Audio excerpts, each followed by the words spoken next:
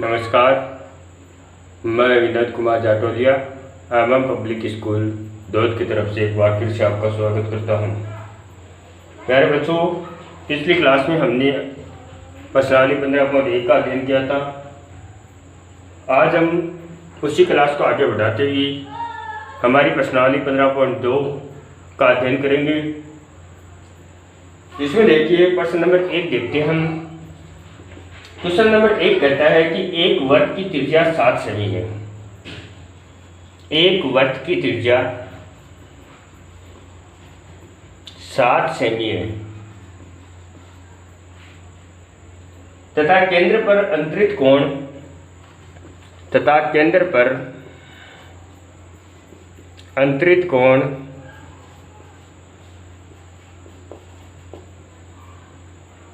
60 degree है।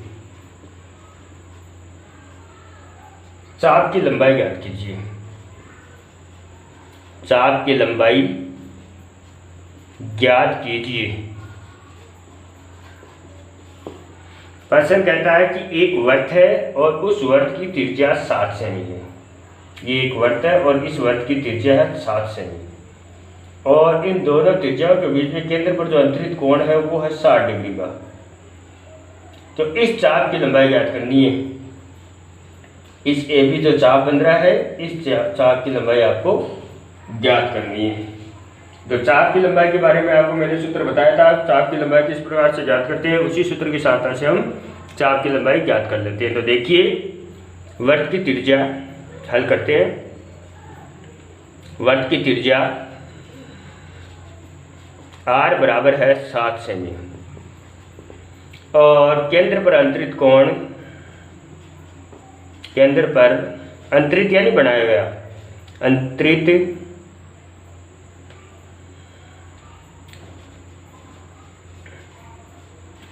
कोण यानी थीटा बराबर है 60 डिग्री। अब चाप की लंबाई का सूत्र लिखते हैं हम। चाप की लंबाई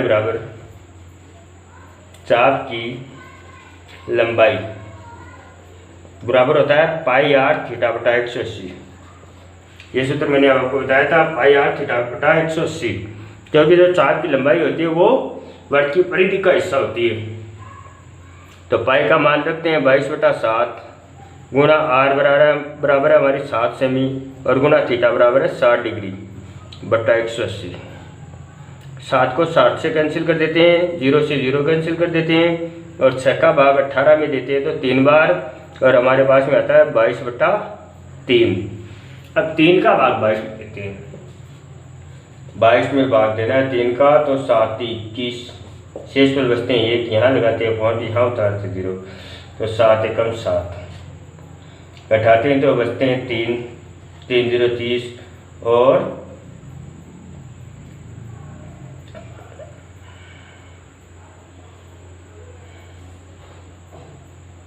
गलत कर दिया हमने। 7 का भाग हमने 21 में दिया, शेष में बच गया 1, यहाँ उतारते पॉइंट, यहाँ उतारते 0, तो 3 का भाग देते हैं 3 ताड़ी 9, 3 बार घटाते तो 1 फिर 0 और 3 ताड़ी 9, 7.33।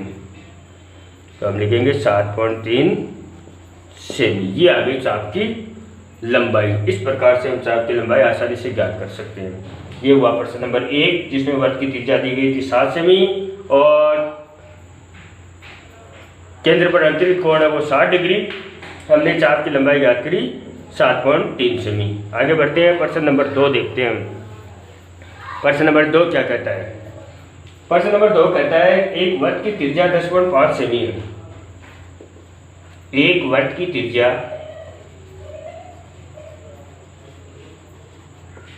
10.5 सेमी है। वृत्त की त्रिज्या 10.5 सेमी और त्रिज्या खंड का कोण 45 डिग्री है।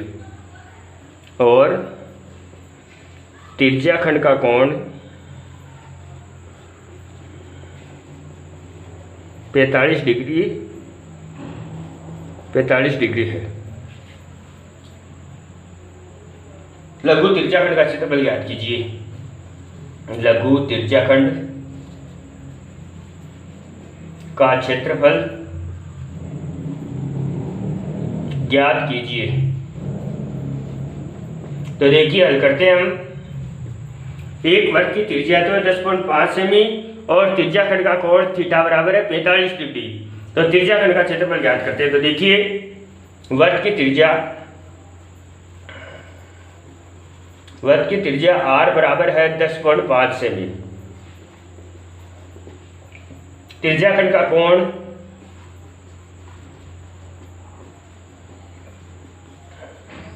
थीटा बराबर है 45 डिग्री। तो लघु त्रिज्या खंड का क्षेत्रफल, लघु त्रिज्या खंड का क्षेत्रफल। तो सूत्र लिखते हैं हम लघु त्रिज्या खंड का पाई r स्क्वायर थीटा बटा 360।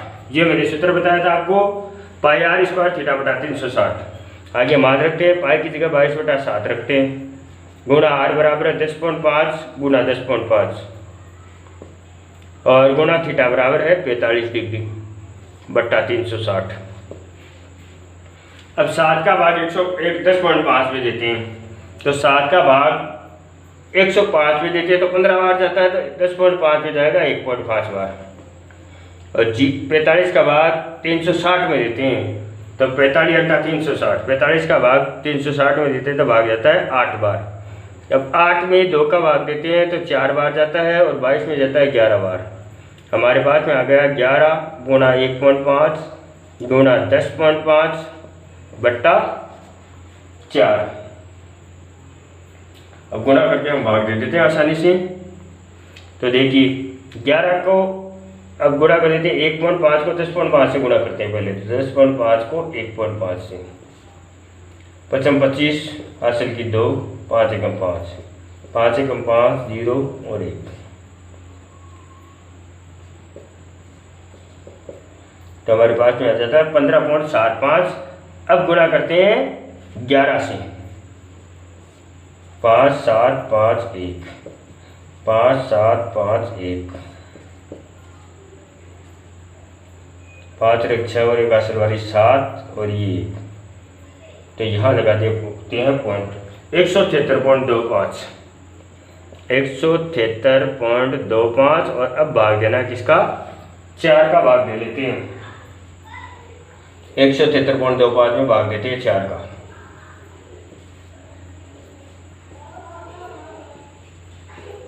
4 चौक 16, घटाते तो बचते हैं 1, उतारते 3, 4 3 12, घटाते तो बचते हैं 1। अब यहाँ पर पॉइंट यहाँ लगा देते हैं पॉइंट, उतारते हैं 2, 4 3 12, उतारते हैं 5, 4 एकम 4, घटाते हैं तो बचते हैं 1 0, 4 दूनी 8। अब हमारे पास में आ गया, देखिए तीसरी संख्या पॉइंट के बाद तीसरी संख्या 5 से छोटी है तो हम इसको 43.31 कह सकते हैं। तो इसका क्षेत्रफल आ गया 43.31 वर्ग सेमी। इस प्रकार से त्रिज्या खंड का क्षेत्रफल हम आसानी से ज्ञात कर लेंगे। तो ये हुआ हमारा प्रश्न नंबर 2। आगे बढ़ते हैं, प्रश्न नंबर 3 देखते हैं। प्रश्न नंबर 3 क्या कहता है, एक वर्ग के चाप की लंबाई 12 सेमी तथा त्रिज्या 7 सेमी, वर्ग के लघु त्रिज्या खंड का क्षेत्रफल ज्ञात करना है। आसान सा प्रश्न है। जब चाप की लंबाई दी होती है तो हम किस प्रकार से त्रिज्या खंड का क्षेत्रफल ज्ञात करते हैं। तो देखिए प्रश्न नंबर 3, एक वर्ग के चाप की लंबाई 12 सेमी है तथा त्रिज्या 7 सेमी है। त्रिज्या 7 सेमी है। वर्ग के लघु त्रिज्या खंड का क्षेत्रफल ज्ञात कीजिए। वर्ग के लघु त्रिज्या खंड का क्षेत्रफल ज्ञात कीजिए। आसान सा प्रश्न है। हमें चाप की लंबाई दे रखी है, त्रिज्या दे रखी है, तो हम आसानी से त्रिज्या खंड का क्षेत्रफल ज्ञात कर सकते हैं। देखिए हल करते हैं। वर्ग के चाप की लंबाई, चाप की लंबाई को हम L के माध्यम से व्यक्त करते हैं। L बराबर है 12 सेमी। ठीक है। एल बराबर आ गई 12 सेमी। और वर्त की त्रिज्या आर बराबर है 7 सेमी। तो लघु त्रिज्याखंड का क्षेत्रफल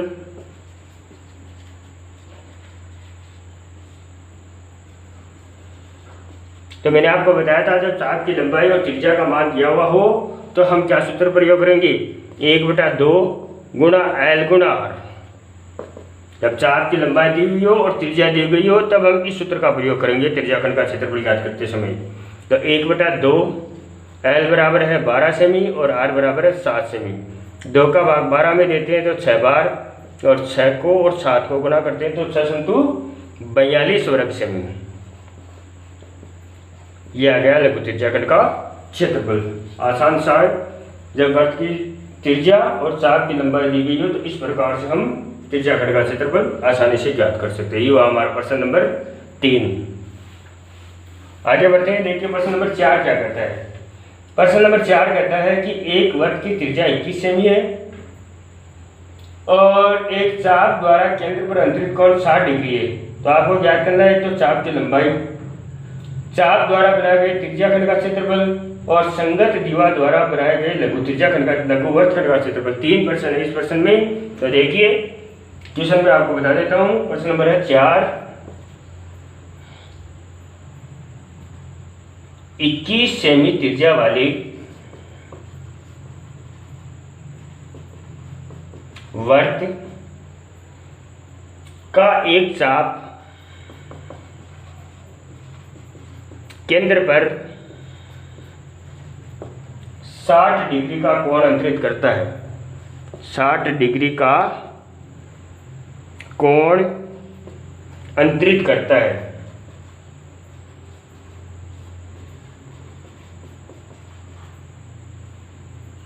ज्ञात कीजिए, 1 नंबर में तो ज्ञात करना है आपको चाप की लंबाई, 2 नंबर में ज्ञात करना आपको चाप द्वारा बनाए गए त्रिज्याखंड का क्षेत्रफल, चाप द्वारा बनाए गए त्रिज्याखंड का क्षेत्रफल,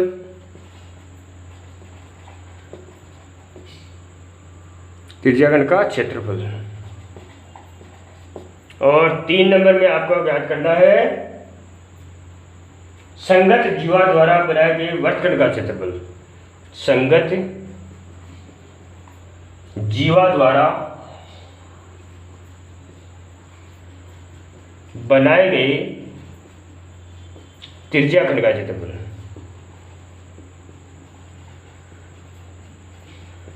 इस प्रकार से इस एक प्रश्न में 3 प्रश्न है, तीनों का अलग अलग मान आपको ज्ञात करना। तो देखिए हम ज्ञात करते हैं, तो हल करते हैं। सबसे पहले त्रिज्या बराबर तो 21 सेमी, वर्त की त्रिज्या बराबर 21 सेमी, ठीक है।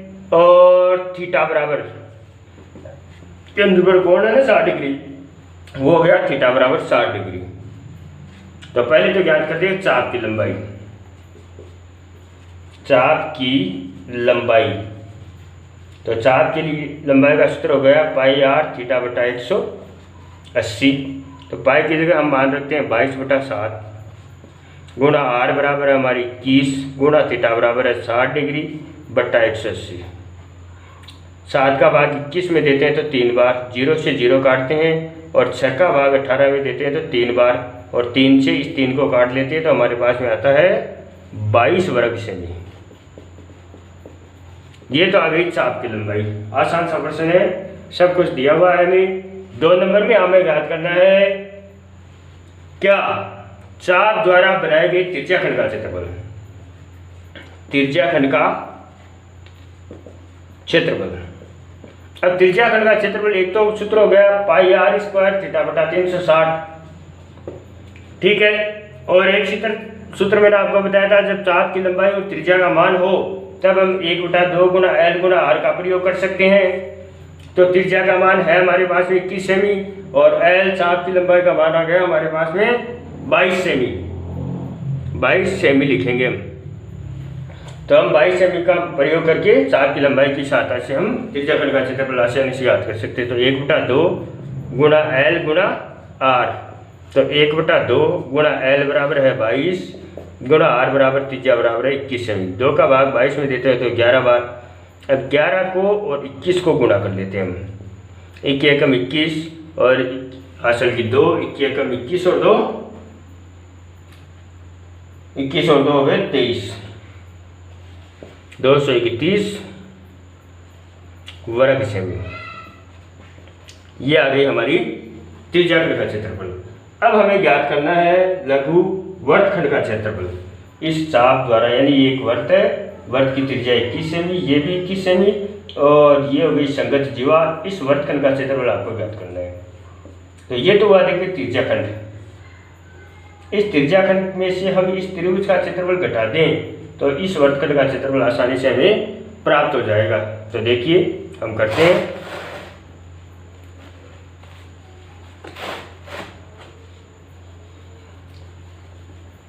वर्तखंड का क्षेत्रफल, वर्तखंड का क्षेत्रफल बराबर होता है त्रिज्याखंड के क्षेत्रफल में से 1/2 R स्क्वायर साइन थीटा करते हैं हम। पाई R स्क्वायर थीटा बटा 360 minus 1/2 R square sine theta. ठीक है, पाई R स्क्वायर थीटा बटा 360 minus 1/2 R square sine theta. ये हो गया वर्तखंड का क्षेत्रफल। इस क्षेत्रफल की सहायता से हम वर्तखंड का क्षेत्रफल ज्ञात कर लेते। तो पाई बराबर तो 22/7 गुणा त्रिज्या बराबर है हमारी 21 गुणा 21 गुणा थीटा बराबर है 60 डिग्री बट्टा 360 माइनस 1/2 गुणा R बराबर 21 गुणा 21 और गुणा थीटा बराबर साइन थीटा। तो साइन 60 का मान रखते हैं। तो सारणी में देखेंगे हम, जो त्रिकोणमिति वाली सारणी मैंने आपको बताई थी, उस सारणी की सहायता से हम देखें तो साइन 60 का मान हो गया √3/2, √3/2। आगे हल करते हैं तो 0 को तो 0 से काटते हैं। 6 का भाग 36 में देते हैं तो हमारे पास में भाग जाता है कितने बार? 6 बार। 7 का भाग 21 में देते हैं तो 3 बार। 3 का भाग 6 में देते हैं तो भाग जाता है 2 बार और 2 का भाग 22 में देते हैं तो भाग जाता है 11 बार। ये तो बात चली गई। आगे करते हैं तो हमारे पास में यहाँ पर तो ऊपर तो शेष बचा है 11 गुना 21, 11 गुना 21 माइनस यहाँ पर देखते हैं। अब इन दोनों का भाग जाता नहीं, 21 को 21 से गुणा करते हैं तो 441 और गुणा √3 का मान रखते हैं हम। √3 का मान हो गया 1.732। अब 441 को गुणा कर लेते हैं 1.732 से और भाग दे लेते हैं किसका? 4 का। तो हमारे पास में आ गया 441 गुणा 1.732 भाग 4। आगे बढ़ते हैं हम। तो पहले तो 1.732 को गुणा करते हैं 441 में। 1.732 गुणा 441, 4 दूनी 8, 4 3 12 को 2 से 1, 728 1 29 को 9 से 2, 4 एकम 4 और 2 6, 8 2 9 6। तो हमारे पास है 2, 8 और 3 11, 8 और 2 10 और 7 17 और 1 18, 9 और 1 10 और 2 12 और 1 13, 9 और 1 10 और 16, 6 और 1 7। पॉइंट के बाद में 1 2 3 1 2 3 यहाँ पर लगाते हैं पॉइंट और इसमें भाग देना हमें 4 का। तो 763.812, 763.812 में भाग दे देते हैं किसका? 4 का। अब 4 का भाग देते हैं तो 4 एकम 4, घटाते हैं तो बचते हैं 3, 3 6 36, 9 चौक 36, घटाते हैं तो 0, उतारते हैं 3, भाग जाता नहीं है, भाग जाता नहीं है तो भाग टूटने की 0 और फिर पॉइंट है तो पॉइंट उतारते हैं, फिर 8 उतारते हैं, 9 चौक 36, 9 बार भाग चला गया, घटाते हैं तो बचते हैं 2, और उतारते हम 1, 520 घटाते तो 1, उतारते हैं 2, 4 3 12, तो हमारे पास में आता है 190.953 या 190.95 भी कर सकते हैं हम। तो आगे बढ़ाते हैं हम प्रश्न को। तो देखिए यहाँ पर हल कर लेते हैं हम। तो 11 को 21 को गुना यहाँ पर भी किया हमने 231 माइनस घटाना है, इसको इसमें हमने भाग दिया तो हमारे पास में आया 231 माइनस 190.95, 190.95 घटाते हैं हम, घटा लेते हैं हम 231.00 में से 190.95, 10 में से 5 घटाते तो 5, 9 में से 9 घटाते तो 0, 1 में 0 में से 0 घटाते तो 0, और 23 में से 19 घटाते तो 4, 40.05, 40.05 वर्ग सेमी। इस प्रकार से हम लघु त्रिज्याकन का क्षेत्रफल आसानी से ज्ञात कर लेंगे। तो प्यारे बच्चों, आज की क्लास के माध्यम से हमने 4 प्रश्न देखे। इन चारों प्रश्नों को आपको पुनः आपकी कॉपी में हल करना है और दोबारा प्रयास करना है ताकि ये चारों प्रश्न आपको समझ में आ जाए। इसके बाद में आगे के प्रश्न है वो हम अगली क्लास के माध्यम से अध्ययन करेंगे। धन्यवाद।